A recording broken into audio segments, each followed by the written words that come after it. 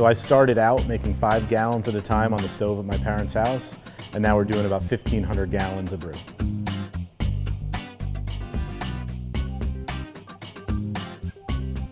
Like most 17-year-olds, just going over to my friends one day to hang out after school, and walked into the kitchen and saw his dad stirring a pot on the stove. When he told me he was making beer, all of a sudden the light bulb went off, and I was like, all right, well, this is going to be my best way to actually get beer. I'm going to make it myself. And I asked him if he'd show me how, and he said, go ask your parents. If they say yes, I'll teach you how to make beer. When Scott was a senior in high school, we kind of discussed career paths and things to do, and I encouraged him to go into some type of finance, whether it be accounting or finance marketing, and he followed in my footsteps and went to Villanova University and spent his freshman year there in the business school. It was debatable as to whether or not they were going to invite me back for a second year at Villanova, because I was not doing a lot of accounting homework.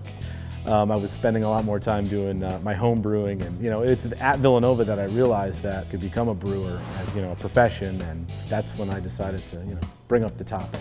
Thanksgiving vacation of Scott's freshman year, he came home and told my wife, Linda, that he wasn't really liking being in finance and accounting, and that he really wanted to be a professional brewer.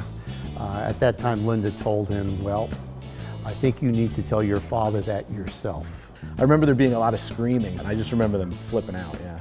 I was pretty upset and really wanted to strangle him at that time. But at the end of the day, it was, if not now, never. I had no mortgage, had no kids, no wife, no responsibilities. He and I actually built the first brewery together. From all the piping to the tank putting up tanks and all, we put it together. By the time we moved here, he was retired from his career, and we were up on a 22-foot scissor lift, installing glycol pipes, screaming at each other, and having a good time. I don't know double entry bookkeeping. I don't know how to balance a checkbook. I know how to make beer. So there's not a big decision I make that I don't bounce off him still to this day. And in the beginning, it was obviously couldn't do any of it without him. So yes, I followed somewhat in his footsteps. My father has always supported me in everything I've done, and if I was making maybe toothpaste or toilet paper, maybe he wouldn't be so excited, but it's beer. I mean, who doesn't like beer? He likes beer. So, he gets to come to work, hang out, do quality control, taste the beer, and, I always knew he'd come around. There's no way. There's no way he could stay away.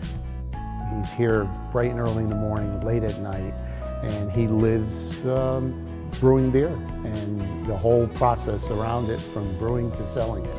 And he's dedicated the last almost 17 years. Well, I would say always let your children follow their own dreams, because going to work every day and doing something you love is a blessing. And if someone's going to be forced into something that really isn't their dream, they're going to dread every day of their life.